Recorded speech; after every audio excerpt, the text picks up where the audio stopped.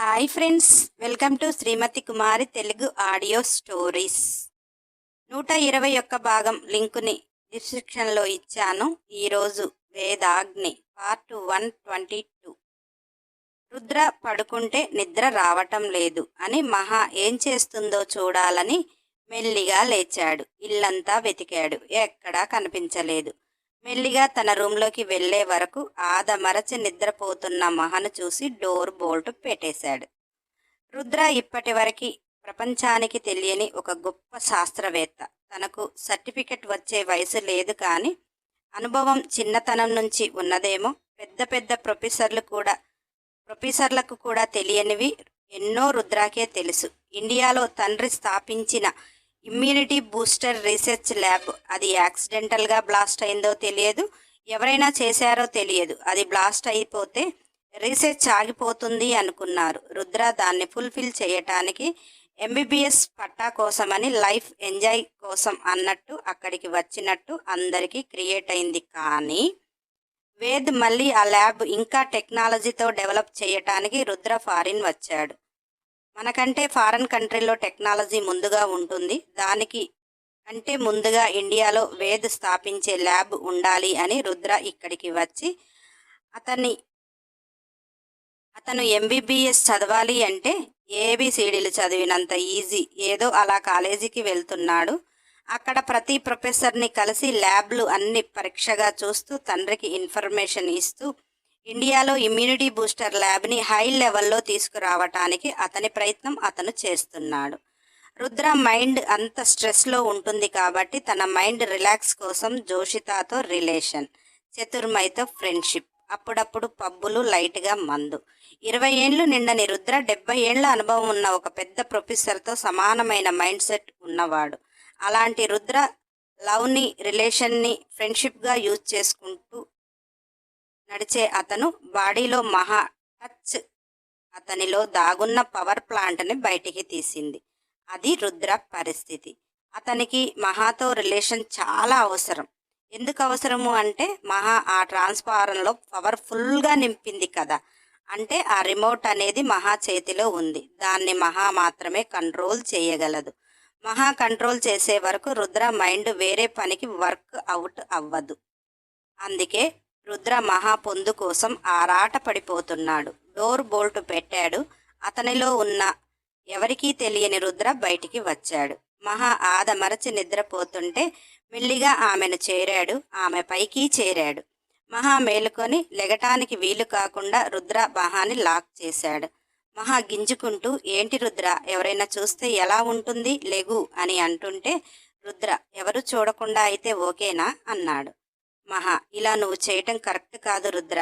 అయినా జోషితాతో రిలేషన్లో ఉన్నారు కదా, మీ నీడ్స్ ఏమైనా ఉంటే ఆమెతో చూసుకోండి, ఇలా నన్ను ఇబ్బంది పెట్టకూడదు ప్లీజ్ అంటుంది. రుద్ర మహాని మాట్లాడితే తన పని కానివ్వదేమో అని ఆమె సన్నని మెడవంపుల్లో పెదాలు రాస్తూ, ఐ వాంట్ యూ మహా, ప్లీజ్ యాక్సెప్ట్ మీ అన్నాడు. మహా, ప్లీజ్ రుద్ర, నేను ఒక బిడ్డకి తల్లిని. ఇలా నీ అవసరం కోసం నా ఆత్మాభిమానాన్ని చంపుకోలేను, ప్లీజ్ అని మహా కూడా రిక్వెస్ట్ చేస్తుంది. రుద్ర అప్పటికే తాను మహా టాప్ టు బాటం టచ్లో ఉన్నాడు కదా, తనను తాను కోల్పోతున్నాడు. మహాని మాట్లాడనివ్వద్దు అని గట్టిగా పెదవులు అందుకున్నాడు. తన బలం కొద్దీ మహాని కదలనివ్వకుండా ఆమె టచ్ని చాలా ఫీల్ అవుతున్నాడు. మహా ఎంత పెనుగులాడినా కానీ ఆమె మనసు రుద్రాని ఫీల్ అవుతుంది. ఆమె ఆత్మాభిమానం అతన్ని దూరం పెట్టమంటుంది. ఆ సంఘర్షణలో మహా ప్లీజ్ హెల్ప్ మీ గాడ్ అని మనసులో అనుకుంది. రుద్ర అప్పటికే మహాని ఉక్కిరి బిక్కిరి చేస్తూ రుద్ర కంట్రోల్ తప్పిపోతున్నాడు. లిటిల్ గాడి రూపంలో గార్డు వచ్చేశాడు. తలుపు దబాదబా బాధేస్తున్నాడు. వాడికి అసలు డోర్ క్లోజ్ చేసి ఉంటే అస్సలు నచ్చదు. అందుకనే వాడు నాన్ స్టాప్గా డోర్ని బాధేస్తున్నాడు. మహా రుద్రాన్ని గట్టిగా పక్కకు నెడుతూ, ఇప్పుడు బయట ఏమనుకుంటారు రుద్ర, ఇప్పటికే చచ్చి బ్రతుకుతున్నాను. లిటిల్కి ఫాదర్ ఎవరో చెప్పలేక నాకు నేను చీప్ అయిపోయి ఇలా నువ్వు కూడా నన్ను చీప్ చేయాలని చూస్తున్నావా అని బాధగా అన్నది. రుద్రకి మహా బాధ అర్థమైంది. మహా జుట్టుని గట్టిగా వెనుకకు నెట్టి తనలోని ఆవేశాన్ని ఆమె పెదవులు అందుకుని కొరికేసి వదిలి తనను తాను కంట్రోల్ చేసుకుని, నేను కవర్ చేస్తా, నువ్వు పడుకో అన్నాడు. మహా సైలెంట్గా అటు తిరిగి పడుకుంది. రుద్ర డోర్ తీస్తే లిటిల్, వాడి పక్కన చతుర్మై పక్కన బన్ను. లిటిల్ మహాని చేరుకున్నాడు బన్ను. అదేంటి రుద్ర, అక్క లోపల ఉంటే నువ్వు డోర్ క్లోజ్ చేశావు అని ఆశ్చర్యంగా అడుగుతుంది. చతుర్మయి కోపంగా చూస్తుంది. రుద్ర, ఏంటి మహా నా రూంలో ఉందా అని ఏమీ తెలియని వాడిలా ఆశ్చర్యంగా బెడ్కేసి చూసి, అదేంటి మహా ఇక్కడ ఎందుకు పడుకుంది? నేను వాష్రూంలోకి వెళ్ళాను, చూసుకోలేదు. నా రూమ్ డోర్ నేను ఎప్పటికీ క్లోజ్ చేసుకుంటాను అని ఎప్పుడు అలాగనే క్లోజ్ చేసుకుంటాను అని సింపుల్గా చెప్పి మళ్ళీ వాష్రూంలోకి వెళ్ళాడు. బన్ను చతుర్మయి లోపలికి వచ్చి, బన్ను అదేంటక్క నువ్వు ఇక్కడ పడుకున్నావు అన్నది. నైట్ రుద్ర రూమ్లో ఏసీ పనిచేయలేదు అని మన రూమ్కి వచ్చాడు.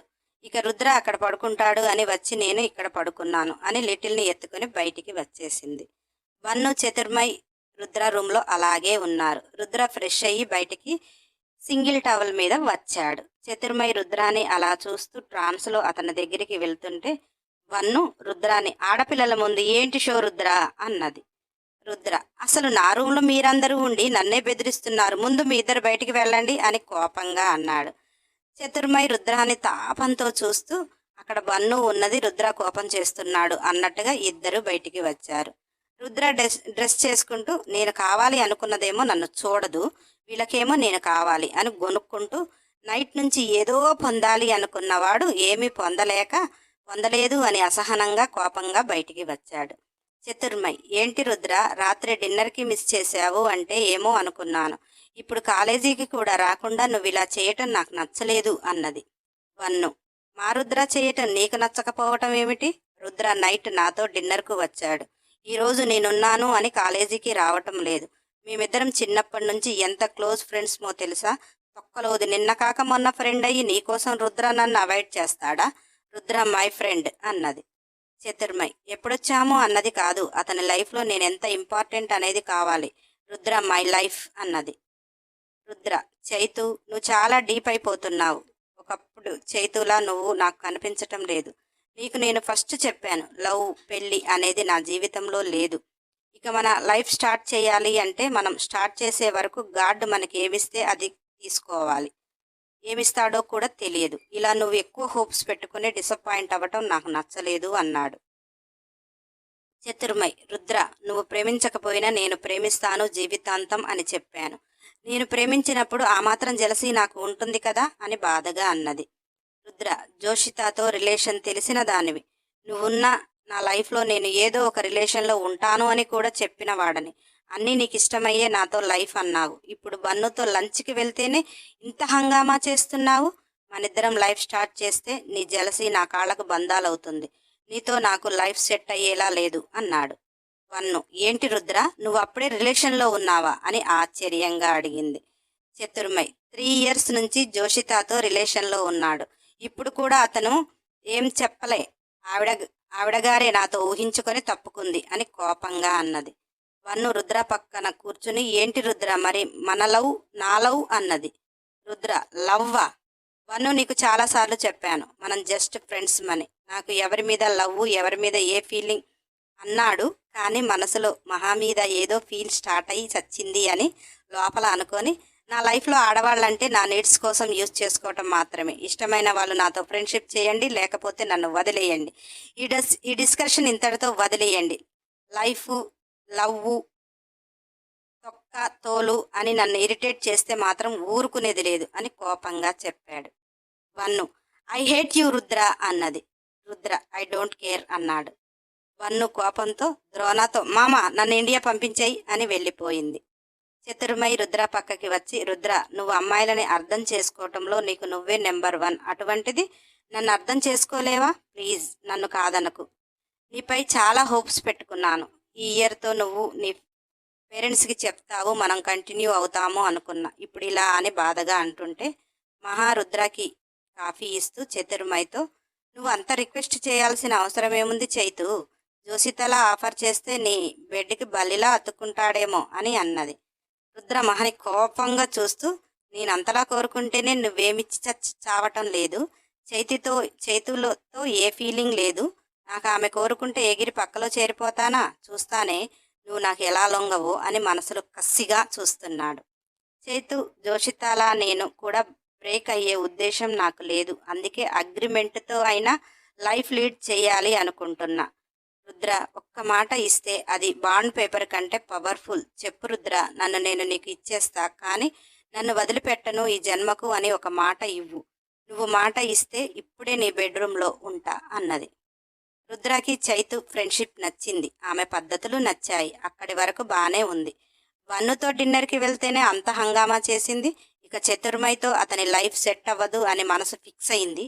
ఎందుకంటే మహా రాకపోతే చతుర్మయితో లైఫ్ ఎలా ఉండేదో రుద్రకైతే తెలియదు, కానీ మహా వచ్చాక అతని మనసులో ఏదో చెప్పలేని మార్పు, అతని బాడీలో ఏదో మార్పు. అదేంటి అనేది రుద్రకైతే అర్థం కావటం లేదు, కానీ మహాని పొందాలి. చతుర్మయి అలా కండిషన్లు పెడితే ఆమెపై ఫీలింగే లేదు. ఆ కండిషన్లు ఎలా ఒప్పుకుంటాడు? మహా పెడితే ఖచ్చితంగా ఒప్పుకుంటాడు. ప్రస్తుతం పరిస్థితి రుద్రాది అది. అందుకనే చతుర్మయితో నువ్వు ఆఫర్ చేసిన లైఫ్ లాంగ్ నీతో ట్రావెల్ చేస్తాను అని నా మనసుకైతే అనిపించటం లేదు. ఇంతకంటే నేను ఎలా చెప్పాలో తెలియదు అంటూ తన రూంలోకి వెళ్ళిపోయాడు. మహా చైతుతో, చూడు చైతు, ఇష్టం లేదు అన్న మగాడిని ఏ ఆడది కోరుకోదు. వన్నును చూసావు కదా, చైల్డ్హుడ్ నుంచి వాళ్ళిద్దరు చాలా బెస్ట్ ఫ్రెండ్స్. ఇద్దరి మధ్య లవ్ అనేది కూడా ఏం లేదు, కానీ రుద్ర ఇలా రిలేషన్లో ఉన్నాడు అంటేనే ఒక ఫ్రెండ్గా కూడా యాక్సెప్ట్ చేయలేకపోయింది. జోషిత లైఫ్ కాకుండా కూడదని చెప్తున్నా. నిన్నుగా ప్రేమించే అతనితో నీ జీవితం బాగుంటుంది. వన్ను ఇప్పుడు కోపంతో రుద్రాని ఐ హేట్ యూ అన్నది, కానీ రుద్ర ఫ్రెండ్షిప్ ఎప్పటికీ వదులుకోదు. ఇప్పుడు ఐ హేట్ యూ అని ఎందుకు అన్నది అంటే అతని పద్ధతులు ఆమెకు నచ్చలే. అంటే లవ్లో ఒకరి పద్ధతులు ఒకరికి నచ్చాలి. లైఫ్ కొనసాగాలి అంటే ఒకరికి ఒకరు కాంప్రమైజ్ అవ్వాలి. జోషిత రుద్రాకి నువ్వు ఒక ఫ్రెండ్గా కూడా కాంప్రమైజ్ అవ్వలేకనే రుద్రాని వదిలింది. జోషితాకి తన పరిస్థితి చెప్పినా కానీ వదిలేసింది అని రుద్ర జోషితాని వదిలేసినా ఏం ఫీల్ కాలేదు. రేపటి రోజు నువ్వు కూడా రిలేషన్లో ఉండి నువ్వున్న ప్లేస్లో వేరే అమ్మాయి ఉంటే నువ్వు కూడా జోషితలా ఆలోచిస్తే అమ్మాయివే కదా. ఒకసారి అలా ఆలోచించు. చూడు, ఇప్పటి వరకు నీకు రుద్రాకి ఏ రిలేషన్ లేదు, మంచి ఫ్రెండ్స్, కానీ జోషిత అలా తీసుకోలేదు. రేపు నువ్వు కూడా అలా తీసుకోనేగా రుద్ర మాట ఇస్తే బాండ్ పేపర్ అన్నావు, మరి మాట్లాడలేదు అంటే నీతో ఆగిపోతాడు అని లేదు కదా. ఒక ఆడపిల్లగా ఆలోచించు అనగానే చతుర్మయి మహాని కోపంగా చూస్తూ, ఇందాక బెడ్రూమ్లో అంతలా ఏం మాయ చేశావు? నువ్వు వచ్చిన ఒక్క రోజులోనే రుద్రాలో మార్పు స్పష్టంగా కనిపిస్తుంది అన్నది. మహా నవ్వుతూ, రుద్రాలో మార్పు కాదు, నీలో మార్పు స్పష్టంగా కనిపిస్తుంది. రుద్ర పిల్లలకి తల్లి అవుతాను అన్నావు, అతని లైఫ్ అతని ఇష్టము అన్నావు. మరి ఒక్కరోజు రుద్ర తన ఫ్రెండ్తో బయటికి వెళ్తే ఎందుకు సహించలేకపోయావు? నీకు నువ్వు ఆఫర్ చేసుకునేటప్పుడు అతని మాట అగ్రిమెంట్ అన్నావు, మరి ఎందుకు అతను ఇవ్వలేకపోయాడు? రుద్ర ఏం మారలేదు, నువ్వే మారుతున్నావు, ఆలోచించు అంటూ మహా వంటగదిలోకి వచ్చింది. చతుర్మయి కోపంగా ఇంటికి వెళ్ళిపోయింది. వాళ్ళ నాన్నకి ఏం చెప్పిందో తెలియదు, కానీ అతను మాత్రం రగిలిపోతున్నాడు. కళ్యాణ్కి జాబ్ కన్ఫర్మ్ అయింది. అరవింద్ చేసే చోటే కళ్యాణ్ వచ్చాడు. కుటుంబంతో విల్లాలోనే ఉంటున్నాడు. రుద్రికాకి కూడా అక్కడ స్టడీ కంప్లీట్ అయింది. ఇంటికి వచ్చేసింది. లా సెట్కి ప్రిపేర్ అవుతుంది. కళ్యాణ్ విల్లాలో ఉన్నా కానీ రుద్రిక కళ్యాణ్తో ఏమీ పెద్దగా మాట్లాడటం లేదు. కళ్యాణ్ ఇంట్లో లేనప్పుడు రాగినితో రుద్రిక టైం స్పెండ్ చేస్తుంది. రాగిని లాయర్గా ఎలా ఎదిగింది తెలుసుకుంటూ ఎగ్జామ్కి ప్రిపేర్ అవుతుంది. రాగిని చక్కగా రుద్రికకు ఎక్స్ప్లెయిన్ చేసి చెప్తుంది. అటువంటి టైంలోనే మాలినీదేవి నుంచి కబురు వచ్చింది. మీరు అమ్మాయిని చూసుకోవటానికి వస్తే మేము కళ్యాణ్ని చూసుకోవటానికి వచ్చి ఎంగేజ్మెంట్ ఫిక్స్ చేసుకుందాము అని. రాగిని కళ్యాణ్ అడిగింది, నువ్వు జానకిని పెళ్లి చేసుకుంటావా? నీ మనసులో ఎవరైనా ఉన్నారా అన్నది. కళ్యాణ్, అమ్మా, నా మనసులో అని కాసేపు మౌనం వహించి, నువ్వు చెప్పినట్టు నీ ఇష్టమైనట్టు నడుచుకుంటానమ్మా. నా మనసు తెలిసిన దానివి, నాకంటే అన్ని విషయాలు నీకు తెలుసు. నా మంచి చెడు నీకంటే ఎవరికి బాగా తెలుసు. నువ్వు ఎలా చెప్తే అలా చేస్తానమ్మా అన్నాడు. అరవింద్, కళ్యాణ్ ప్రశాంతంగా ఉండాలి, వాడి లైఫ్ హ్యాపీగా ఉండాలి అంటే జానకిని పెళ్లి చేసుకోవటమే కరెక్టేమో అన్నాడు. రాగిని కోపంగా, ఒక్కసారిగా ఆపండి ఆరు.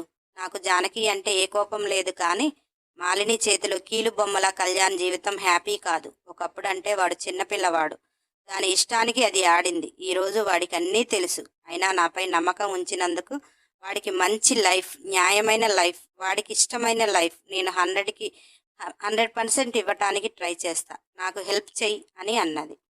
అరవింద్ కళ్యాణ్తో, నువ్వు మీ మమ్మీ చెప్పేటట్టు విన్నప్పుడు నేను కూడా వినాలి కదరా, నేను కూడా మియా మియామే అన్నాడు. కళ్యాణ్, డాడీ మమ్మీకి అన్నీ తెలుసు, ప్రేమ, పగ. అమ్మ బాధపడినప్పుడు ఆ రోజు నేను చిన్నపిల్లవాడిని, ఏమీ చేయలేను, ఏదేమైనా నేనైతే అమ్మను బాధ పెట్టను అంటుంటే సీత అక్కడికి వచ్చి, మరి నువ్వు మీ మాలిని అత్త దగ్గరికి వెళ్ళటం, జానకిని కాలేజీలో ఉంచటం, రోజు దాన్ని కాలేజీకి తీసుకుని వెళ్ళటం, తీసుకుని రావటం, అక్కడ మాలిని అత్తతో డ్రామాలు, ఇక్కడ మీ అమ్మతో డ్రామాలారా, ఏంటి నీ ఉద్దేశం అని కోపంగా అన్నది. హాయ్ బంగారాలు, ఇంకొంచెం వీడియో పర్ఫార్మెన్స్ ఉంటే డైలీ ఇస్తాను, స్టోరీ లైన్ కూడా పెంచేస్తాను. అందుకనే నెక్స్ట్ ఎపిసోడ్ కోసం సబ్స్క్రైబ్ చేసుకునే వారు ఉంటే చేసుకుని బెల్ ఐకాన్ టచ్ చేసి ఖచ్చితంగా ఒక లైక్ చేయండి, కంపల్సరీ కామెంట్ ఇవ్వండి, వీలైతే షేర్ చేయండి. మన ఛానల్లో కంప్లీట్ అయిన స్టోరీలు చాలా ఉన్నాయి, ప్లేలిస్ట్లో పెట్టాను, నాన్ స్టాప్గా వినండి. వేదాగ్ని గత ఎపిసోడ్లు కూడా అప్ డౌన్గా వీడియోలు ఉన్నాయి, ఒక్కసారి ఆ వీడియోలను చూశారనుకో నాకు హెల్ప్ అవుతుంది.